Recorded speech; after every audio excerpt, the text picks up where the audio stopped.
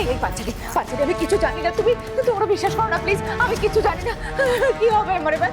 আরে কোন ব্যাপার, কিসের কথা বলছো তুমি? কিসের কথা বলছে এটা সবার সামনে ক্লিয়ার করার সময় এসে গেছে। ভাই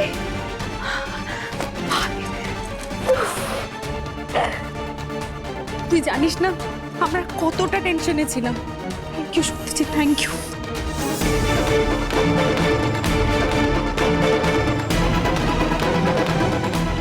এগুলো তুই ফিরে এসেছিস? তুই ঠিক আছিস তো?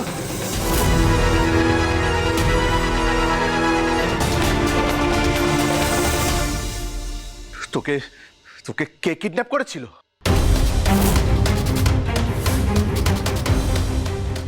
আমি জানি না। আমি জানি কে জানে। এই বদমাইশ মেয়েটা সব জানে, তাই তো সত্যজিৎ?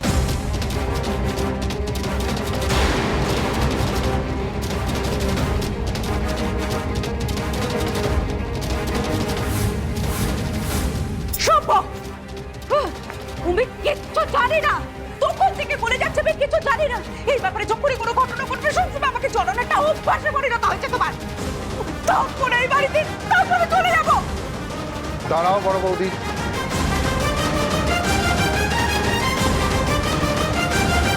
তোমার এখান থেকে কোথাও যাওয়া চলবে না। কেন? বলছি আমি তো কোনো ক্রাইম করিনি, তাহলে এই বাড়িতে আমাকে কেন আটকে রাখবে বলো তো? হ্যাঁ, কি করেছিটা কি? আমি তো কিচ্ছু করিনি। আমার সাথে কোনো কিছুর কোনো সম্পর্ক নেই সত্যজিৎ, বিলিভ মি। সম্পর্ক নেই? কোনো সম্পর্ক নেই বলে তো হলো না। একটু আগেই তুমি বলেছো ওই নৃসিংহ প্রসাদের সঙ্গে তোমার একটা বিজনেস ডিল হয়ে আছে। সভ্য, তুমি কেন আমাকে ফাঁসাচ্ছ? কেন ফাঁসাচ্ছে কোথায়? কথাটা তো তুমি আমার আর পাঁচালির সামনেই বলেছিলে। আর নৃসিংহ প্রসাদ রায়চৌধুরীর ইল্লিগাল বিজনেসের সাথে শ্যামের যোগাযোগ ছিল, আর শ্যাম তোমার বন্ধু।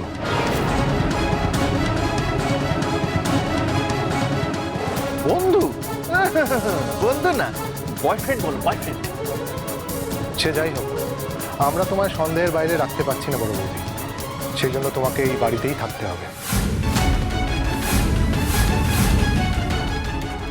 রাঙামতি? রাঙামতি কোথায়? আক্কু, আক্কু, আক্কু তুই এসেছিস? বাবা, আক্কু,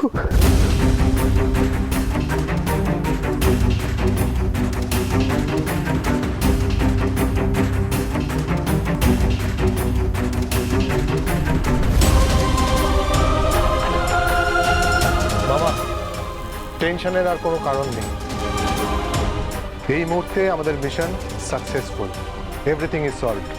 আর একলব্যকেও আমরা উদ্ধার করতে পেরেছি।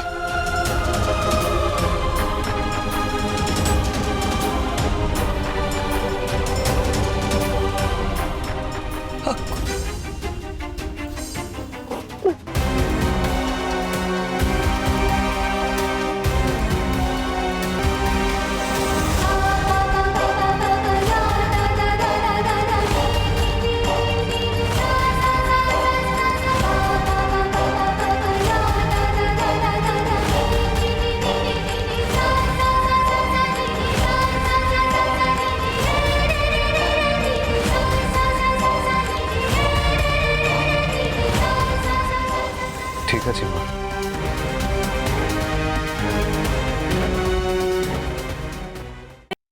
সত্যজিৎ, তোমরা আমাকে আর ধাঁধায় রেখো না। তোমাকে খুলে বলো কে আসল রাঙা।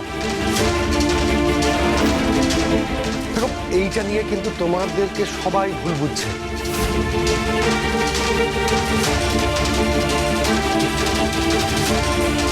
তার মানে সত্যজিৎ, আমরা যেটা ভেবেছিলাম সেটাই ঠিক, তাই তো? তুমি আর মা মিলে সবটা করেছো, তাই তো? শুধু আমি আর মামি নই, আমাদের সাথে রাঙামতিও ছিল।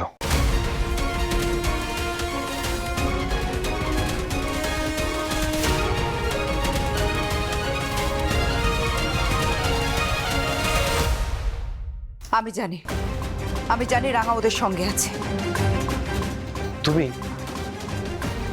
তুমি কি করে জানলে? কারণ রাঙামতি ওই নৃসিংহ প্রসাদ বাবুর মেয়েকে তীরের আগায় ধরে নিয়ে এসেছে।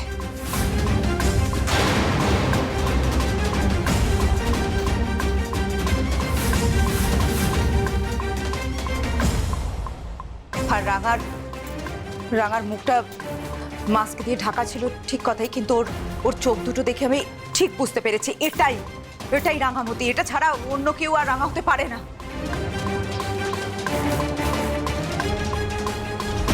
ওটাই তোদের রাঙামতি।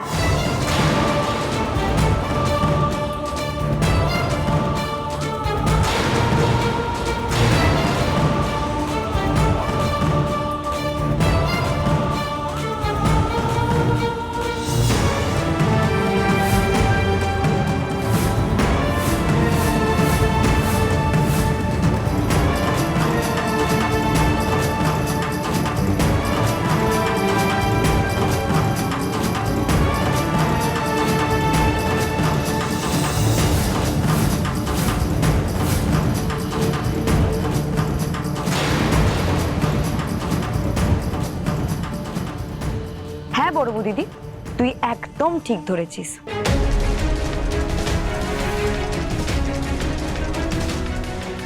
রাঙা, রাঙা তুই ফিরে এসেছিস? এইটা একদম, আমি বলছিলাম না রাঙা মরেনি। হ্যাঁ বলছিলাম। মা, এটা কোন জন? ওই আশ্রমের সন্ন্যাসিনী নাকি জঙ্গলের মেয়েটি যে আমাদের বাড়িতে ছিল? জঙ্গলের মেয়েটাই রাঙা।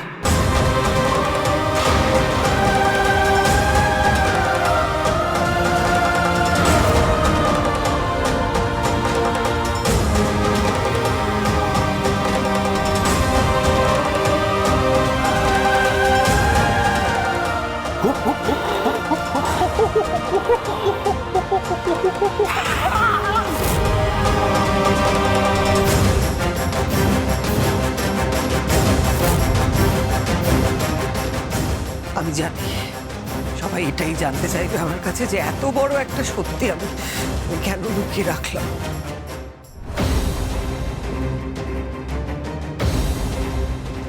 সেটাই তো স্বাভাবিক মা। আমরা পাগলের মতন জানতে চাইছি যে রাঙা বেঁচে আছে কিনা, আর তুমি রাঙা সত্যজিৎ কেন মা, কেন? আমরা কি রাঙাকে কোনোদিনও ভালোবাসিনি না, কোনোদিনও ওকে সাপোর্ট করিনি বলো তো?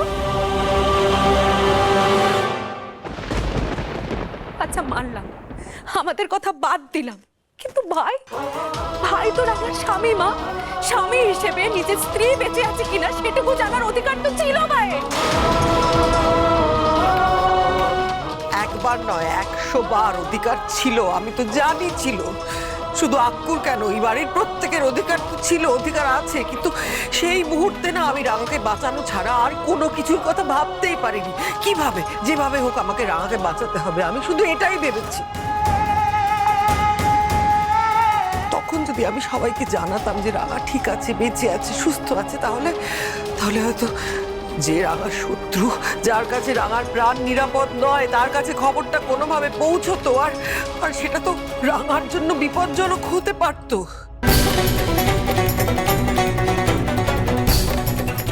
আমরা তো এটা ভুলে যেতে পারি না যে আমাদের বাড়িতেই ঘর শত্রু বিভীষণ রয়েছে।